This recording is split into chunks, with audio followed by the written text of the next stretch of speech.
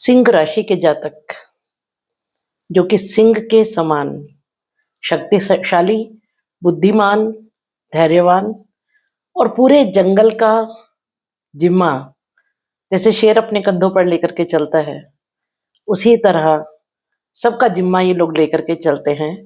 कारण राशि का स्वामी है सूर्य। सूर्य राजा है। उसे सबका ख्याल रखना है, गरीब का भी, अमीर का भी। सबको एडजस्ट करके चलना है, जो अच्छा है वो भी, जो बुरा है वो भी।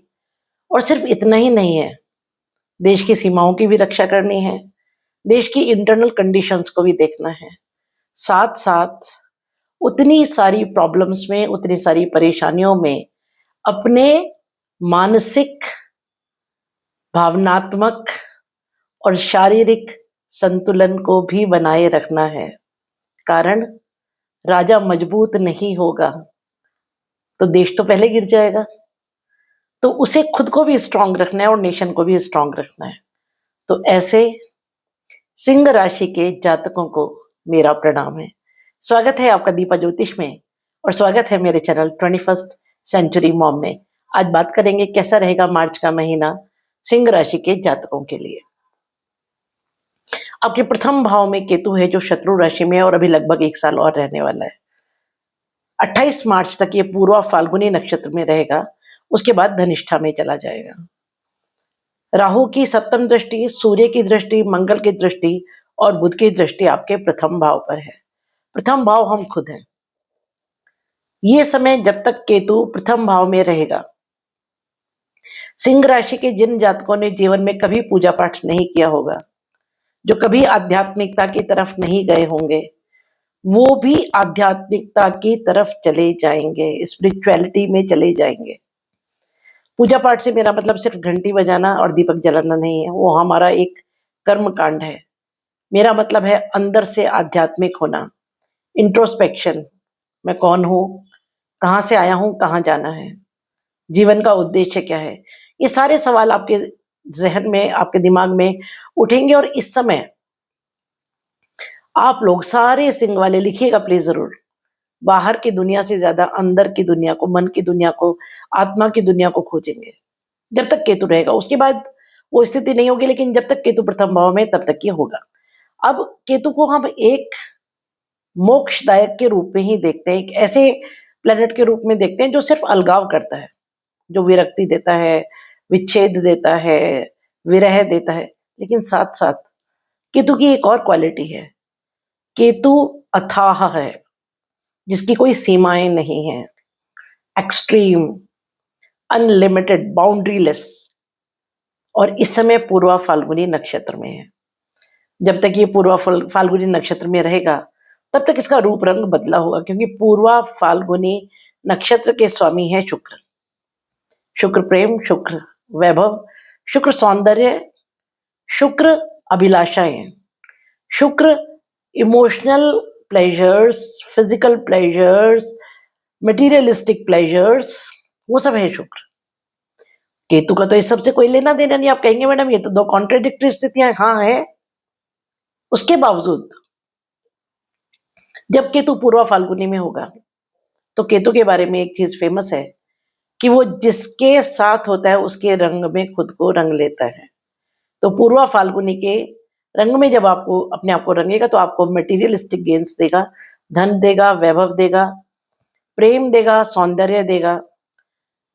पूर्वा फाल्गुनी नक्षत्र प्रजनन के लिए जाना जाता है। काफी सारे लोग इस समय गर्भ धारण करेंगी, कुछ स्त्रियां, काफी सारी स्त्रियां करेंगी, और संतान प्राप्ति की जिनको चाह है उनके लिए ये एक अच्छा समय है। उसके अलावा परिवार में कोई शुभ और मांगलिक कार्य, किसी नए का आगमन, इसकी बहुत स्ट्रांग पॉसिबिलिटी है। मैं बात करूं दृष्टियों की, मेरे पिता ही मेरे गुरु थे और वो कहते थे कि एस्ट्रोलॉजी में किसी हाउस में किसी ग्रह का प्लेसमेंट जितना इंपॉर्टेंट है उससे 100 गुना ज्यादा इंपॉर्टेंट दृष्टियां हैं। राहु की दृष्टि तो केतु पर हमेशा रहेगी, क्योंकि राहु केतु हमेशा आमने सामने रहते हैं। सूर्य की दृष्टि है, मंगल की दृष्टि और बुध की दृष्टि है। ये दृष्टियां क्या दिखाती हैं? सूर्य और केतु आपस में मित्र नहीं है, तो थोड़ा सा बॉस के साथ क्लैश, थोड़ा सा सरकार के साथ क्लैश दिखाता है।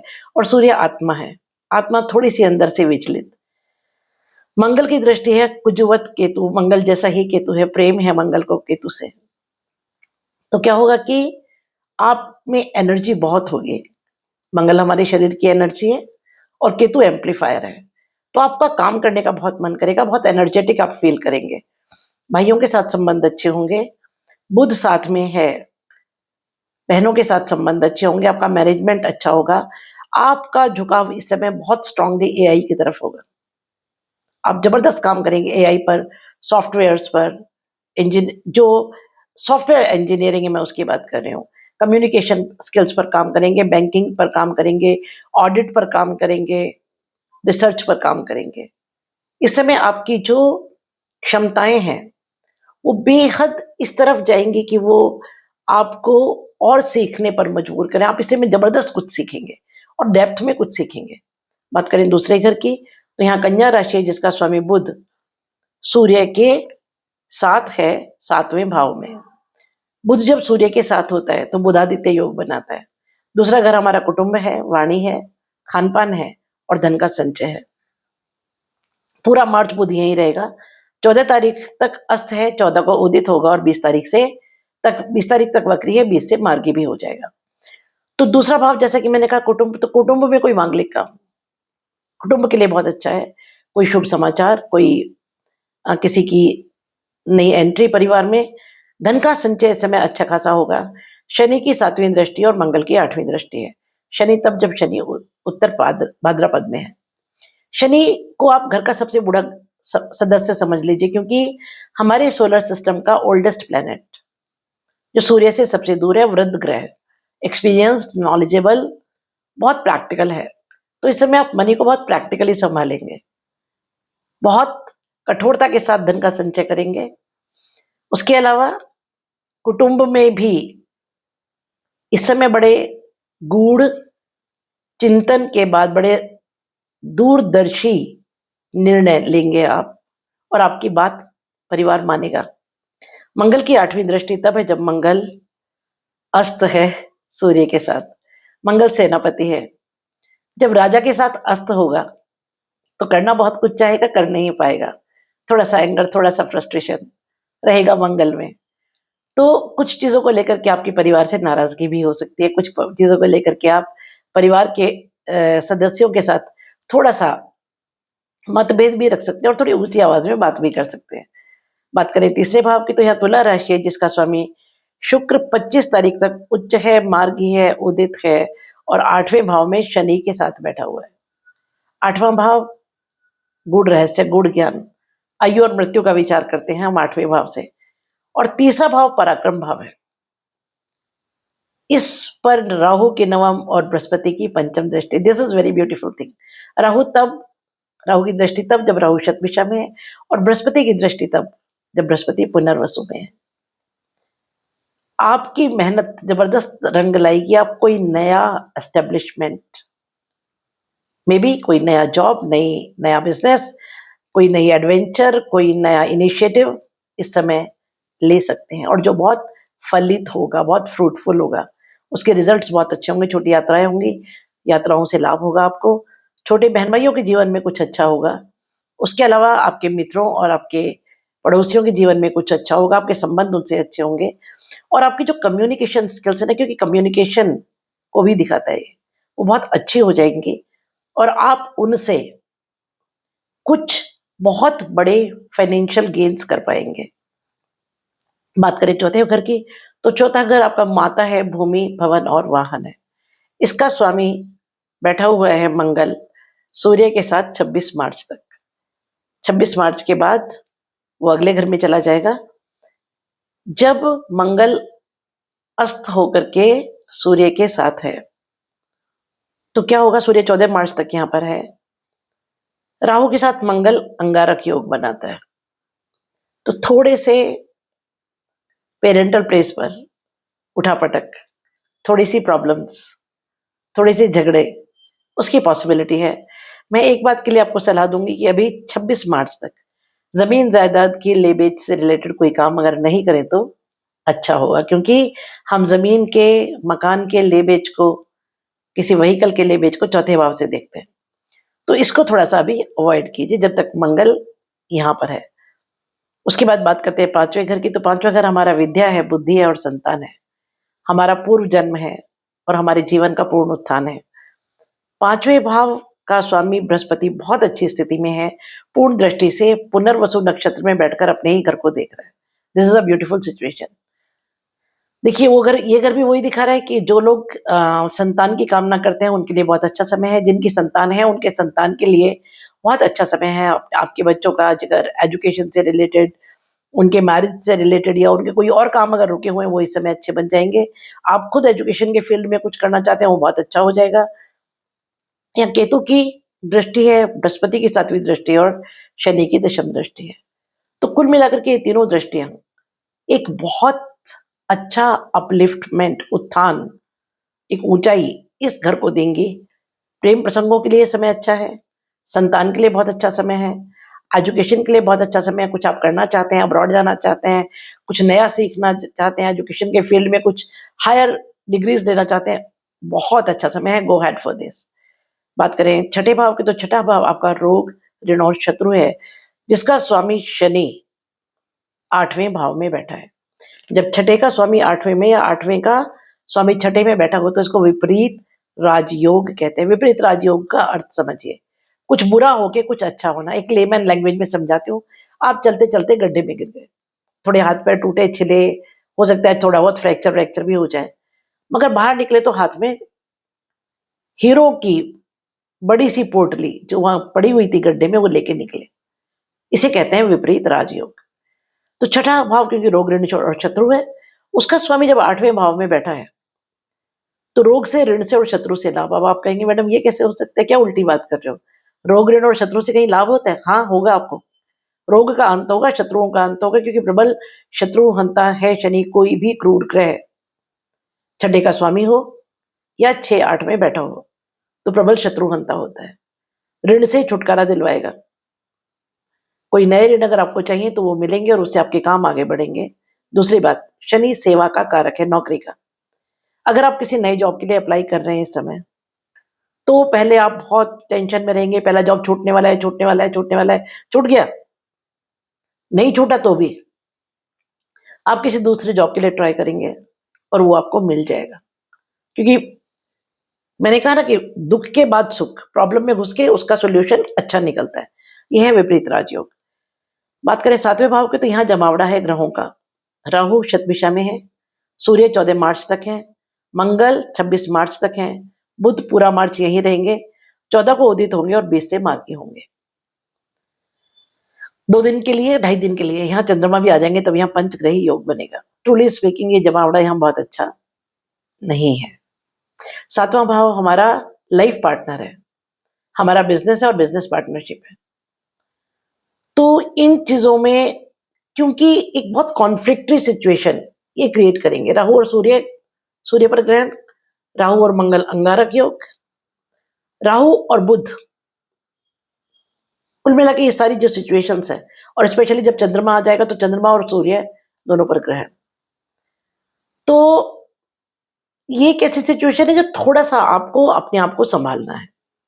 सबसे पहली बात, अपने लाइफ पार्टनर की बात आराम से सुनिए।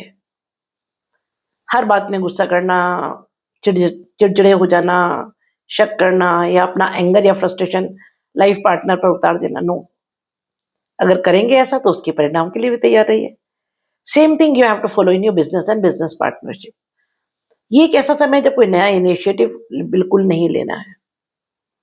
थोड़ा सा रुक जाइए, थोड़ा सा डिले करने दीजिए। 14 मार्च को सूर्य अष्टम भाव में चले जाएंगे। 14 मार्च के बाद आप कोई काम कर सकते हैं, फिर प्रॉब्लम नहीं है। 14 मार्च तक रुकिए। जैसे ही 14 मार्च को सूर्य यहाँ से जाएंगे तो काफी चीजें बेटर हो जाएंगी। तो कोई नया इनिशिएटिव नहीं लेना है, तेजी में आकर के, जल्दबाजी में आकर के कोई डिसीजन मेकिंग नहीं करना है। थोड़ा सा अगर आप धैर्य रखेंगे तो चीजें खराब नहीं होंगी। बात करें अष्टम भाव की, तो शनि यहाँ 8 मार्च से अस्त हो जाएंगे और शुक्र 25 मार्च तक यहाँ पर है, उच्च है, मार्गीय और उदित है। सूर्य 14 मार्च से आ जाएंगे। 14 मार्च तक स्थिति यहाँ की अष्टम भाव की अच्छी रहेगी, क्योंकि शनि और सूर्य आपस में, सॉरी, शुक्र और शनि आपस में मित्र हैं। लेकिन सूर्य जब आ जाएंगे तो सूर्य शुक्र के भी शत्रु हैं और शनि के भी शत्रु हैं। तो अगर मैं 14 तारीख तक की बात करूं तो 14 तारीख तक आपको अष्टम भाव से फायदा होगा। वसीयत से लाभ, इंश्योरेंस से लाभ, ससुराल से लाभ, रिसर्च में लाभ, ऑकल्ट में लाभ, इन सब चीजों में लाभ मिलेगा। लेकिन जब सूर्य यहाँ आ जाएंगे तो थोड़ी सी असामान्य स्थिति को क्रिएट करेंगे, तो थोड़ा सा इन चीजों में नुकसान उस समय हो सकता है। सूर्य को अष्टम में वैसे भी पिता की हेल्थ के लिए अच्छा नहीं मानते, पिता के साथ संबंधों के लिए अच्छा नहीं मानते, तो अपने पिता और बॉस के साथ संबंधों को थोड़ा सा संभालिएगा, क्योंकि सूर्य पिता है, सूर्य बॉस है। और जब अष्टम में जाएगा तो क्या होगा, आप आग के गोले को पानी में डाल रहे हैं। अष्टम भाव पाताल है, समुद्र। सूर्य जब समुद्र में जाता है तो ठंडा हो जाता है। वास्तव में ठंडा नहीं होता, पर कैसा लगता है आपको, है ना, कि गए आप। तो सूर्य और चंद्रमा को हालांकि पराशर ऋषि कहते हैं अष्टम का दोष नहीं लगता, लेकिन मैं ऐसा नहीं मानती। मैंने आज तक लाखों हॉरोस्कोप्स देखे हैं और ऐसी एक भी हॉरोस्कोप आज तक नहीं निकली जिसमें सूर्य या चंद्रमा अष्टम में हो और पिता और माता को कष्ट ना हुआ हो। तो थोड़ा सा अपने फादर की हेल्थ को संभालिएगा। और अपनी आत्मा में इस समय जो थोड़ा सा परेशानी, थोड़ी सी कुंठा, थोड़ी सी बेचैनी होगी ना, उसके लिए मेडिटेशन कीजिएगा। बात करें नवे भाव की, तो नवे भाव में शुक्र 25 मार्च से आ जाएगा। This is a good situation. महीने के अंत में भाग्य भाव में शुक्र, बहुत अच्छा कुछ आपको फाइनेंशियल बेनिफिट, पत्नी से या पति से लाभ, आपके वैवाहिक जीवन में, प्रेम जीवन में लाभ, मटेरियलिस्टिक गेन्स दिखा रहा है। ये एक बहुत अच्छी स्थिति है और यहाँ लगभग 20-25 दिन शुक्र यहाँ रहेंगे, तो ये समय आपके लिए बहुत अच्छा रहेगा। बात करें दशम भाव की, तो दशम भाव का जो स्वामी शुक्र है वो शुरू में अष्टम में और बाद में नवम में। जब शुक्र अष्टम में शनि के साथ है तब स्थिति अच्छी है, लेकिन 14 मार्च के बाद थोड़ा सा, मैंने कहा ना, बॉस के साथ नहीं उलझिएगा या अपने पिता के साथ नहीं उलझिएगा, सरकारी मामलों में नहीं उलझिएगा, क्योंकि उस समय आपका जो दशम भाव का जो कारक है सूर्य, वो खराब स्थिति में अष्टम में चला गया है। और शुक्र जो है, क्योंकि शुक्र भी जब सूर्य के साथ होगा यहाँ पर तो थोड़ा सा परेशान रहेगा, क्योंकि शुक्र और सूर्य में आपस में कोई प्रेम संबंध है नहीं। तो 14 मार्च के बाद थोड़ा सा अपने वर्क प्लेस पर अपने टेम्पर को और चीजों को संभालिएगा। बात करें, यहाँ शनि की तीसरी और मंगल की चौथी दृष्टि है दशम भाव पर। शनि की दृष्टि तब जब शनि उत्तर भाद्रपद नक्षत्र में है। अच्छा, मैं शनि को की स्थिति को डिस्कस करना भूल गई। शनि उत्तर भाद्रपद में है। उत्तर भाद्रपद नक्षत्र का स्वामी अहिर्बुधन है, जो 2.5 कुंडली लगा करके समुद्र की गहराइयों में बैठता है। और इसका चिन्ह है पाए, पिलर्स, हमारे बेड के पाए हैं। कुछ लोग इसको मृत्युशैया के पाए मानते हैं, कुछ लोगों का कहना है कि हमारे रेगुलर बेड जो बिस्तर है उसके पाए हैं। लेकिन जब अष्टम में शनि होगा उत्तर भाद्रपद में, तो जो दुख है, 8वां भाव क्या है, दुख भाव है, दुखों के रूट कॉज पर जाकर के काम करेगा और दुखों को जड़ मूल से खींचकर निकालेगा, परमानेंट सॉल्यूशन निकालेगा आपकी प्रॉब्लम्स का, आपके डिप्रेशन का, आपके कष्टों का। प्लस जब शनि यहाँ रहेंगे तो आपके कोई पुरानी बीमारी अगर चल रही है उसका कोई लॉन्ग टर्म ट्रीटमेंट कराएगा। आप कोई होम्योपैथिक ट्रीटमेंट ले सकते हैं, नेचुरोपैथी में ले सकते हैं, या कोई ऐसा कि वो बीमारी को जड़ से खत्म करेगा। ये एक बहुत अच्छी बात है, क्योंकि शनि आयु का कारक है। अब बात करें 11वें भाव की, तो 11वें भाव की स्थिति सबसे अच्छी है। बृहस्पति यहाँ पर पुनर्वसु नक्षत्र में है, 11 मार्च तक वक्री हैं, फिर मार्गी हो जाएंगे। उदित हैं, अतिचारी हैं, हालांकि शत्रु राशि में है, लेकिन 11वें भाव में बृहस्पति कारक होते हैं। बृहस्पति सबसे विशाल ग्रह, वजन में सबसे ज्यादा शुभ ग्रह और सबसे ज्यादा कारकत्व बृहस्पति के पास है। धन, संपदा, संतान, आध्यात्मिकता, जीवन का पूर्ण उत्थान, और स्त्रियों के केस में पति को हम बृहस्पति से ही देखते हैं। तो इतने सारे कारक तत्व लेकर के जो पुनर्वसु नक्षत्र में बैठा है, पुनर्वसु, पुनः फिर से, वसु बसना, री एस्टेब्लिशमेंट, तो भाग्य का री एस्टेब्लिशमेंट, आय के साधनों का री एस्टेब्लिशमेंट, इच्छा पूर्ति का री एस्टेब्लिशमेंट, कुछ ऐसी चीजें जहां आप डाउटफुल थे कि ये काम पूरा होगा कि नहीं। फॉर एग्जाम्पल, आपके पास कोई जॉब है और आप, जैसे मैं एक छोटा सा एग्जाम्पल देती हूँ, अभी ले ऑफ चल रहा है बहुत सारी कंपनीज में, आपको डाउट है कि आपकी अपनी कंपनी आपको रखेगी छोड़ेगी, रखेगी छोड़ेगी, तो आप पहले ही तैयारी करना शुरू कर देंगे किसी दूसरे जॉब की। और इसके पहले कि वो आपको टाटा बाय बाय करें, शायद आप ही किसी नई कंपनी में जंप कर जाएं या कोई नया बिजनेस स्टार्ट करें या कोई ऐसी चीज करें जो आपको एक नया आयाम, नए दरवाजे जो आपके लिए खोलेगी, जो जीवन की पुनर्स्थापना, आय के साधनों की पुनर्स्थापना करेगी, जो खुशियों की और सुख की पुनर्स्थापना करेगी, जो इच्छा पूर्ति की पुनर्स्थापना करेगी। तो बृहस्पति जब तक यहाँ पर है, और वैसे भी राहु की पंचम दृष्टि तब जब राहु शतभिषा में है। Shatabhisha 100 doctors, healing from 100 doctors. मैं 7वें घर में भी भूल गई आपको ये डिस्कस करना। राहु शतभिषा में है। राहु भले ही छल है, कपट है, अमर्यादित सोच है, बहुत सारी अभिलाषाएं हैं, लेकिन शतभिषा में है। तो जो आपकी मैरिड लाइफ है उसमें हीलिंग देगा, आपके बिजनेस में हीलिंग देगा, बिजनेस पार्टनरशिप में हीलिंग देगा, और जहां जहां दृष्टियां वहां हीलिंग देगा। 5वीं दृष्टि 11वें भाव पर है राहु की। 11वां भाव लाभ और इच्छा पूर्ति। तो बृहस्पति को यहाँ मदद करेगा। हालांकि शत्रु भाव है दोनों का, आपस में मित्र नहीं है, लेकिन इस समय जो जिस नक्षत्र में राहु और जिस नक्षत्र में बृहस्पति, सभी दर्शकों को बतला दूं कि नक्षत्र बहुत इंपॉर्टेंट है। कोई भी प्लैनेट अपने रिजल्ट्स उस नक्षत्र के हिसाब से देता है जिस नक्षत्र में वो बैठा है। अगर अच्छे नक्षत्र में बैठा है तो अच्छे रिजल्ट्स देगा, बुरे नक्षत्र में बैठा है तो बुरे रिजल्ट्स देगा। देखिए मैं आपको छोटा सा एग्जांपल बताती हूँ। आप किसी मित्र के घर में बैठे हैं जहां अनमने से बस ऐसा लग रहा है किसी तरह चाय खत्म हो और जल्दी से जल्दी अपने घर जाए। Are you happy there? No, you are not. On the contrary, आप किसी ऐसे मित्र के घर में बैठे हैं जहां आपका मन मिलता है। चाय के बाद दूसरी चाय, तीसरी चाय, चौथी चाय, चाय पे चाय चल रही है, बैठे हैं, गप्पे मार रहे हैं, एंड यू आर कंफर्टेबल, जाने का मन ही नहीं है। वो स्थिति होती है किसी प्लेनेट की जब वो अपने प्रिय नक्षत्र में हो तो चाय पे चाय, और जब अप्रिय नक्षत्र में हो तो भागने की तैयारी। तो इस समय राहु भी प्रिय नक्षत्र में शतभिषा में, और बृहस्पति भी। दोनों को इनका अपना नक्षत्र है। राहु का अपना नक्षत्र है शतभिषा, बृहस्पति का अपना नक्षत्र है पुनर्वसु, और दोनों शुभता के ही प्रतीक है दोनों नक्षत्र। तो इस समय जिन नक्षत्रों में वो बैठे हैं उसके अकॉर्डिंग आपको फल देंगे। तो 11वें भाव का और 7वें भाव का, जबकि 7वें में इतना सारा जमावड़ा है तो भी शतभिषा बचा लेगा काफी हद तक जो डैमेज है उसको होने से। इधर पुनर्वसु बचाएगा, और सबसे अच्छी बात क्या है, 7वें घर पर बृहस्पति की दृष्टि है। इस समय बृहस्पति की दृष्टि राहु पर और राहु की बृहस्पति पर है। तो फुल कोऑर्डिनेशन है दोनों के अंदर। ये एक बहुत अच्छी स्थिति है कि जो 7वें घर में डैमेज होने वाला है उसको बृहस्पति बचाएंगे। जो यहाँ थोड़ा अप डाउन हो सकता है 11वें में, उसको राहु की पंचम दृष्टि। तो ये एक ऐसा समय जब थोड़े बहुत प्रॉब्लम्स, थोड़े बहुत स्ट्रगल्स, थोड़े डाउट्स, थोड़े फियर्स, थोड़ी हर्डल्स, यस दिल भी देर होंगी, लेकिन आप बहुत अच्छी तरह, बहुत अच्छी तरह, बहुत अच्छी तरह उससे बाहर निकल आएंगे। उसका कारण ये है कि बृहस्पति अकेला इतनी स्ट्रांग पोजीशन में बैठा है कि ये अकेला सब पर भारी पड़ेगा और समस्याओं का निदान करेगा, और पंचम भाव को देख रहा है पूर्ण दृष्टि से। पंचम भाव हमारा पूर्व जन्म का पुण्य है। बृहस्पति जैसा शुभ ग्रह जब पंचम भाव पर पूर्ण दृष्टि डालेगा, पहली बात तो पंचम का खुद कारक है, ऊपर से पंचम भाव पूर्व जन्म के पुण्य है।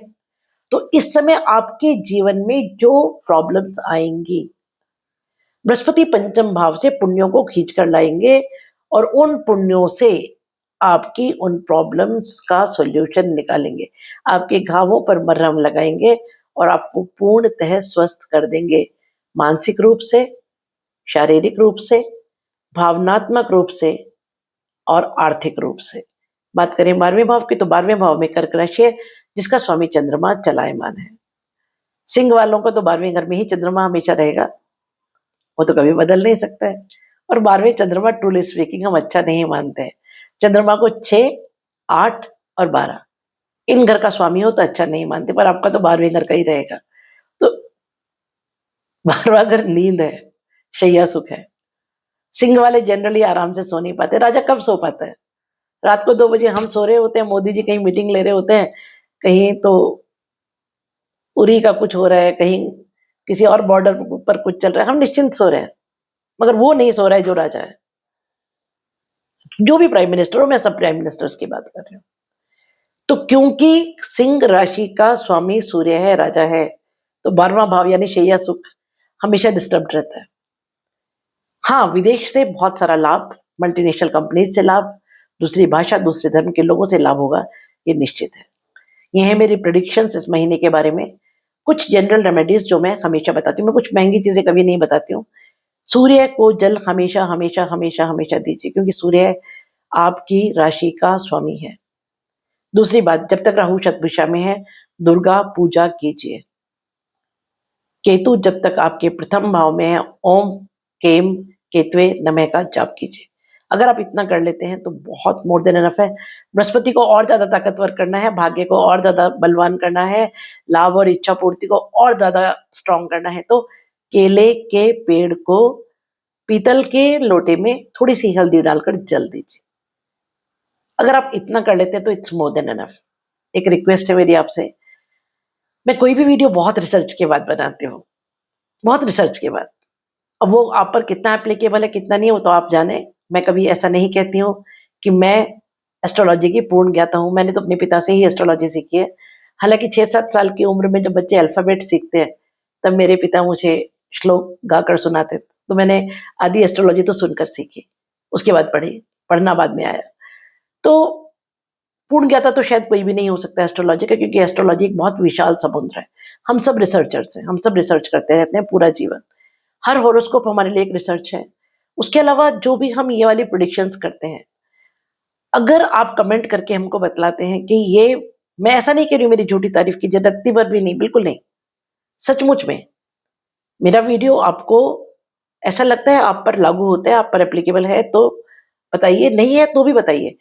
मेरी कौन सी बातें, कितनी बातें आप पर सत्य साबित होती हैं वो बताइए, जो नहीं होती हैं वो बताइए, मुझे पता लगेगा। क्योंकि देखिए, हम सभी लोग जो ऋषियों ने फॉर्मूलाज दिए हैं, जो सूत्र दिए हैं, उनको लगा करके मैथमेटिकल कैलकुलेशंस करते हैं। अब हमारी कैलकुलेशंस कितनी सही है, इसका निर्धारण तो सिर्फ और सिर्फ आप कर सकते हैं। तो हमें तो बहुत समय लगता है एक वीडियो के लिए मैटर तैयार करने में, चार्ट्स बनाने में, उसका एनालिसिस करने में, शूट करने में, सब कुछ करने में। आपको सिर्फ 1 मिनट लगेगा एक कमेंट लिखने में। आप अच्छा बुरा कैसा भी लिखे, मुझे उसके लिए कोई परवाह नहीं है। सत्य लिखिए ताकि मुझे पता लगे अगर कहीं कोई कमी है तो मैं उसे पूरी कर सकूं, लेकिन लिखिए जरूर। एक चीज और, वीडियो अगर पसंद आए तो अपने मित्रों के साथ, अपने संबंधियों के साथ शेयर कीजिए, लाइक कीजिए, सब्सक्राइब कीजिए और घंटी वाला बटन जरूर दबाइए। Stay happy, stay blessed.